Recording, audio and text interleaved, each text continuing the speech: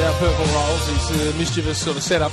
Ryan Schoenmaker's very nice young man. Nice to meet the young boys, Jim, and not an easy thing to do to walk into the Triple M commentary box on a Friday night. I know that he handled himself with aplomb. Fresh-faced young man, and coming back from a knee reconstruction. Dame, I thought you were a little aggressive in your line of questioning. What did I ask? Well, you just suggested that maybe his career was at the crossroads, and no, I said he got over the hump of the checkered career. He was going to take his spot. Well, Das, it's fair to say that it hadn't been plain sailing for him. Were you going to sugarcoat his career to this point? No, not at all. No, it was a fair question. I'm just saying that's the way it is. Get defensive, Damo.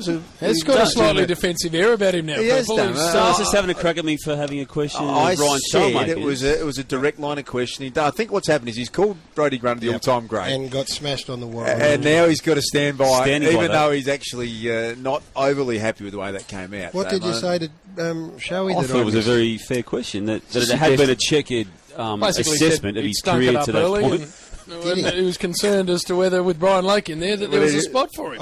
Which we thought was a bit, for a young guest. Well, you were in the interview, Gaz. You didn't even notice it. Way in the world. Starstruck in the face of purple and whackety whack whack. I must admit. Had a couple land on his chin. I must admit, training has changed since we used to run around and do our stuff. But centre half back, benching 105 legs. Not sure that's getting that. Well, that must be 8 reps. I would have thought a dozen at least. A dozen? Pumping out at 105. But that might be an area that he's got a bit more time in the strong room would be something he might want to think about. 160, Duke. You must have been a big unit. He's talking shite. Trained off the touch, Jim. He did not. No, I'm saying in your time. And at the peak of the power, it might have been more. He won 45. You can't lie about these. You can when the Wolf goes with 155 because, mate, he went nowhere near that. So I had to go 5 above. Listen, pencil neck. Hand on my heart, mate. My 3 sons' lives are 155. Mate, pounds or kegs? True. Mate, I did for 2 years. I didn't play any footy. When your back was rooted, you didn't get it. On the benchy, mate. And Big Nita was the man that I could never get to. He was a very powerful unit. But that was after 2 years.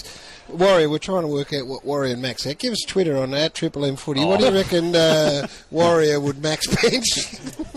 Couple of dumbbells?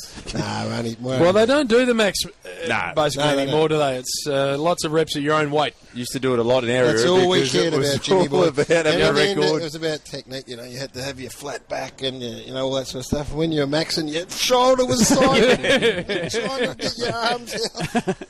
And your little man, like Boomer Harvey, an extraordinary, because tiny little arms. Yeah, so it doesn't have to get it out that far. An extraordinarily strong Boomer. Adam Cooney, pound for pound, would be up there with unbelievable natural strength. Doesn't have to do a lot of it, but when required, has got it. Brad Johnson was very powerful for a man of that weight. I've told this story before, and the young man won't be happy. I'm not sure I'll name him again, but we had a young guy come down from Warrnambool.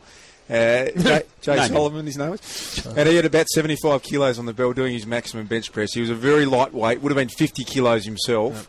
He strained so hard on the max bench press, he blew a hemorrhoid. Oh, no. In front of the hole. Everyone's standing around. He blew his sphincter out, Damo. It was one of the worst things I've ever seen. And he had to lie like the sleeping lion on his side and get it injected to pull it out. Joke. It was a career changer. What was his name? Poor young Jay Solomon. He loves Triple M footy. He'll be listening. He has heard me tell it before on air. And busted him. He blew his ring out. I think I've met Jay. That's how hard he was trying. And at 75. At 75 was all he maxed out at, and nearly it changed his career. That young True story. When I got to Melbourne as a 16-year-old from Kyabram, not having really seen a weight gym. Yes. I could not. The Fidge boys. Teddy, they've never seen a bigger man. Johnny, Daryl Cox, all these. The bar just sits there, Warrior, as your warm-up bar. So when you get in there, they punch out a 20 or 30 before they start loading the plates. That's it. I could not do one rep of the warm-up.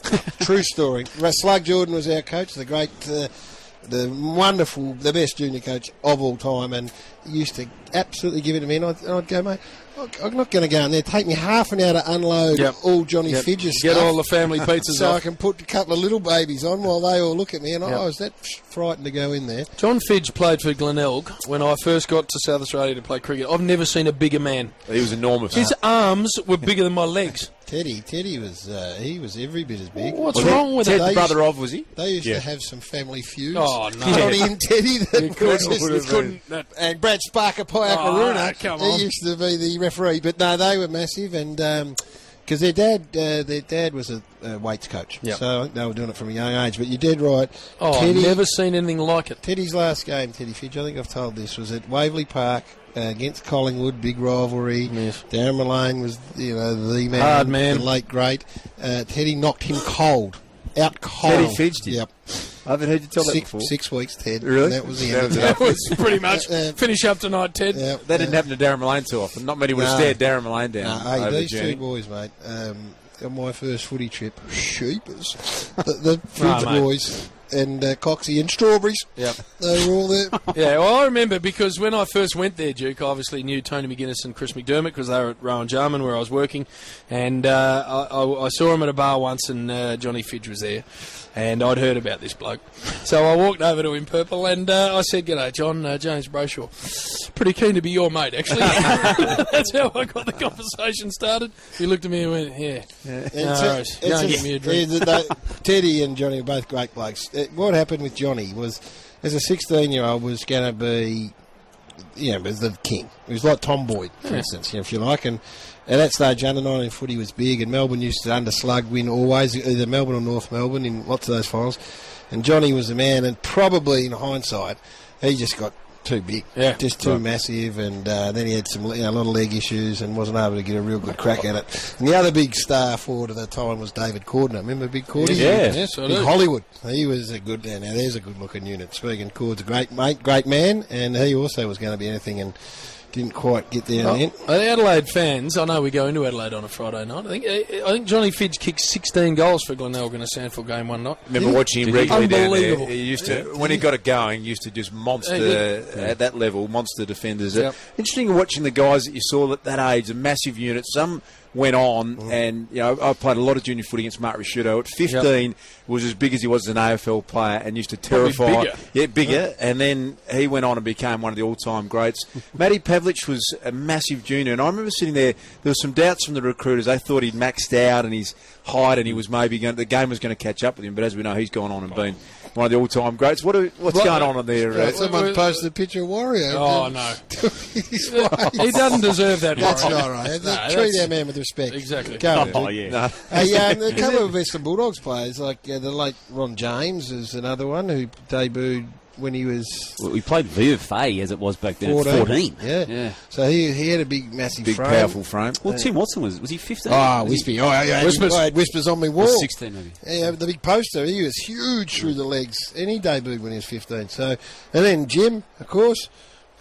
Jim Steins? You were big. No, not at all. You saw the photo the other day in the boxer shorts, Gary. That was at about 19. I wasn't bringing an enormous amount to the I table. was worse than that. I was skinnier than that. Is there a man that should be here is sending photos of himself? Yeah, and we'll get to this tomorrow, Tomorrow, Dust. because It's it is extraordinary the stuff. most disgraceful behaviour. Yep. This is the narcissism of this man who tries to paint himself out as every man. And Duke, he's lost the plot. He's lost his way. He has. Actually. I'm trying to work out whether it's actually him, but I'm told it is. That is just I think I'm extraordinary. not sure it's him. I think he's posted I thought- photos of strange men as Off himself. some sort of website. Hey, and we don't like, we're going to get to the preview next, we don't like being complimentary to this man especially, because basically we don't like him very much.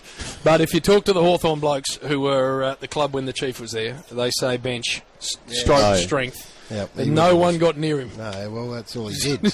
Brutal man. He never ran anywhere. All he did was sit there and bench press. And kick goals. Kick goals. kick Go goals. out with George Stone, kick goals, and then That's go it. in and throw about 500 kegs around. I've been caught in the grasp of the Chief, and it's like a boa constrictor in an anaconda in the Nile, the bloody Amazon. You just can't move. Can't move. You're caught, Duke, and that's the end of it. Not a lot of endurance for the Chief. If he No. can run, you're probably okay. Yeah, which I could have, but we're on a boat, so I had nowhere to run, and therefore I was dead.